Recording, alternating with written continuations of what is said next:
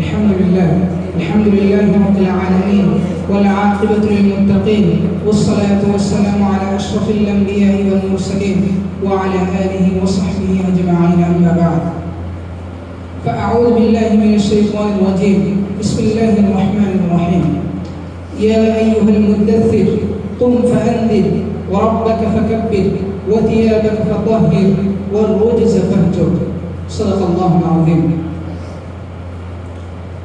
আল-কোরআন কারীম মুতাফারিক এবং কর্তৃক আয়োজিত আজকে সিরাত অনুষ্ঠানের সম্মানিত শিক্ষক মণ্ডলী ও আমার প্রাণপ্রিয় ছাত্র ভাইয়েরা সবাইকে জানাই আন্তরিক শুভেচ্ছা ও অভিনন্দন।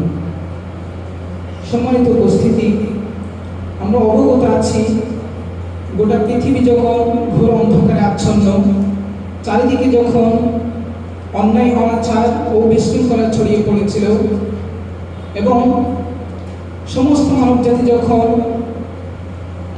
নানান সমস্যায় জর্জরিত, পাপ ও পঙ্কিলতায় নিমজ্জিত, তখন অন্ধকার এই দুনিয়ার পূর্বাকাশ হতে আলোকিত সূর্যের ন্যায় রাসূলুল্লাহ সাল্লাল্লাহু আলাইহি ওয়াসাল্লাম সেই মানবতার মুক্তির দিশারি মহাগ্রন্থ আল কোরআন নিয়ে প্রেরিত হন।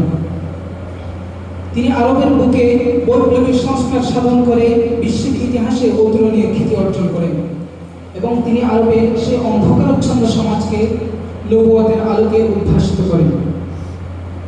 ওতে উক্ত কয়েকটি কথার মাধ্যমে বোঝা যায় আজ আমার আলোচনার মূল বিষয়বস্তু হল রাসূলুল্লাহ সাল্লাল্লাহু আলাইহি ওয়াসাল্লামের নবুয়ত প্রাপ্তি জীবন।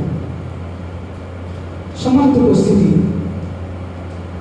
রাসূলুল্লাহ সাল্লাল্লাহু আলাইহি ওয়াসাল্লামের বয়স যখন 40-এর কাছাকাছি, তখন তার জীবনে চিন্তা চেতনায় মহাপরিবর্তনের সূচনা হতে লাগলো।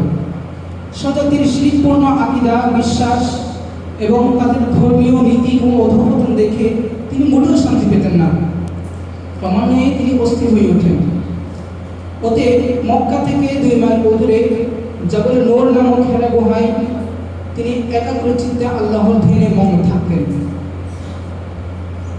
তিনি কয়েকদিনের জন্য খাবার পানীয় নিয়ে যেতেন, আবার কখনো কখনো খাদিজা রাদিয়াল্লাহু আনহা তাকে সেখানে গিয়ে নিজে দিয়ে আসতেন।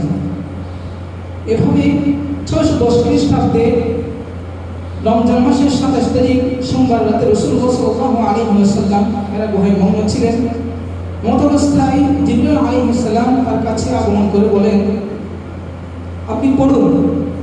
তিনি উত্তর বললেন, না নবী করি, আমি পড়তে জানি না। জিবরাইল আলাইহিস সালাম তখন তাকে জোরে চাপ দিয়ে বলেন, এবার পড়ুন। তিনি আবারও নাসূচক উত্তর দিলেন।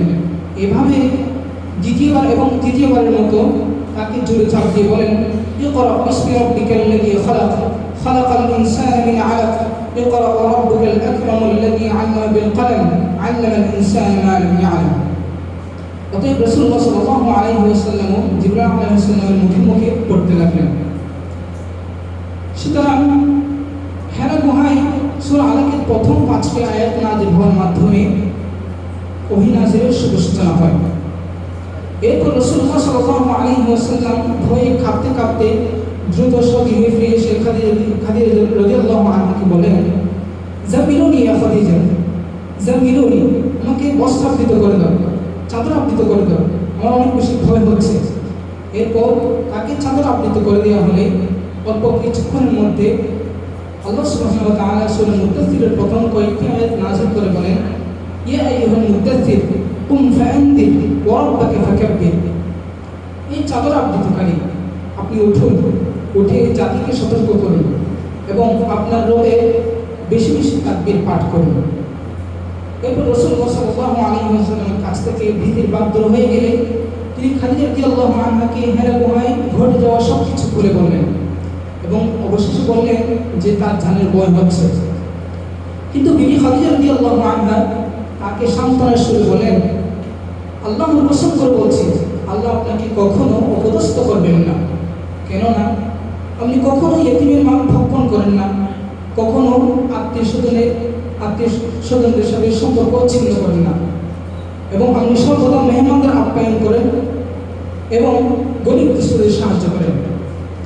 অতঃপর রাসূলুল্লাহ সাল্লাল্লাহু আলাইহি ওয়াসাল্লামকে খাদিজা রাদিয়াল্লাহু আনহা তার চাচাতো ভাই ওয়ারিক ইবনে নফলের কাছে নিয়ে গেলেন। প্রকৃতপক্ষে ওয়ারিক ইবনে নফল ছিলেন পূর্ববর্তী আসমানি কিতাব তথা হিব্রু ভাষায় নাযিলকৃত ইনজিলের প্রতি গভীর জ্ঞানের অধিকারী। তিনি ছিলেন অত্যন্ত বয়োবৃদ্ধ এবং দৃষ্টিহীন। এরপর খালিদ রাদিয়াল্লাহু আনহুর কাছ থেকে তিনি সবকিছু শুনে বললেন, এই হচ্ছে সেই নামুস অর্থাৎ ওহী বহনকারী যা মুসা আলাইহিস সালামের উপর অবতীর্ণ হয়েছিল, এবং তার কন্যা তার সাথে শত্রুতামি করবে, তাকে স্বদেশ থেকে বিতাড়িত করবে। রাসূলুল্লাহ সাল্লাল্লাহু আলাইহি ওয়াসাল্লাম দিশাহারা হয়ে গেলেন এবং তিনি হতভম্ব হয়ে জিজ্ঞেস করলেন, আমার কন্যা আমার সাথে শত্রুতামি করবে, তারা আমাকে দেশ থেকে বিতাড়িত করবে? রাসূলুল্লাহ এরপর ওয়ারাক ইবনে নফল উত্তর দিলেন, হ্যাঁ, আর কেননা ইতিপূর্বে সকল নবী ও রাসূলদের সাথে এরূপ আচরণ করা হয়েছিল। এবং অবশেষে তিনি অভয়বাণী দিয়ে বললেন, যখন আপনার কন্যা আপনার সাথে শত্রুতামি করবে, যখন তারা স্বদেশ থেকে আপনাকে তাড়িয়ে দিবে, তখন আমি বেঁচে থাকলে যথাসাধ্য সাহায্য করব। কিন্তু দুর্ভাগ্যবশত ওয়ারাক ইবনে নফল কিছুদিনের মধ্যে পরলোকগমন করলেন। এরপর অনেকদিন পর্যন্ত ওহী আসা বন্ধ ছিল, এবং এই ওহী না আসার কারণ হিসেবে উল্লেখ করা হয় রাসূলুল্লাহ সাল্লাল্লাহু আলাইহি ওয়াসাল্লামের উপর প্রথম হেরা গুহায় ওহী নাযিল হওয়ার পর যে তিনি ভয় পেয়েছিলেন তা যেন পূর্ণভাবে কেটে যায়, এবং ওহী না আসার সময়টা নিয়ে আলমের মধ্যে মতবিরোধ পরিলক্ষিত হয়। অনেকে বলেন 6 মাস, আবার অনেকে বলেন 3 বছর। কিন্তু বিশুদ্ধ মত অনুযায়ী পাওয়া যায় রাসূলুল্লাহ সাল্লাল্লাহু আলাইহি ওয়াসাল্লামের কাছে 6 মাসের ওহী আসা বন্ধ ছিল, এবং এই ওহী বিরোধিতা রাসূলুল্লাহ সাল্লাল্লাহু আলাইহি ওয়াসাল্লামের জন্য মর্ম পীড়াদায়ক কারণ ছিল। তিনি অনেক বেশি মর্মাহত হতেন যে আল্লাহ সুবহানাহু ওয়া তাআলা তাকে নবুয়তের মর্যাদা অভিষিক্ত করার পর তিনি কি তাকে ভুলে গিয়েছেন? কিন্তু না, 6 মাস পরে পুনরায় সূচনা হয় এবং তার মৃত্যু অবধি অব্যাহত থাকে। এভাবে রাসূলুল্লাহ সাল্লাল্লাহু আলাইহি ওয়াসাল্লামের উপর কোরআনের প্রতিটি আয়াত, প্রতি সূরা বিভিন্ন স্থান ভেদে, বিভিন্ন কাল ভেদে অবতীর্ণ হয়েছে। সম্মানিত উপস্থিতি, পরিশেষে বলতে চাই, রাসূলুল্লাহ সাল্লাল্লাহু আলাইহি ওয়াসাল্লামের উপর রিসালাতের যে দায়িত্বভার অর্পণ করা হয়েছিল তিনি তা সুচারুরূপে এবং পরিপূর্ণভাবে পালন করেছিলেন। তার নবুয়তের পরে প্রতিটি মুহূর্ত, প্রতিটি কাজ, প্রতিটি কর্ম আমাদের জন্য অনুসরণীয় ও অনুকরণীয়।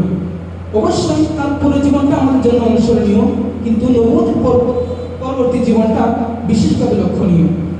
এবং তিনি আমাদের জন্য দুটি জিনিস রেখে গিয়েছিলেন যা তিনি বিদায় হজের ভাষণে উল্লেখ করেছেন, তা হলো কোরআন ও সুন্নাহ।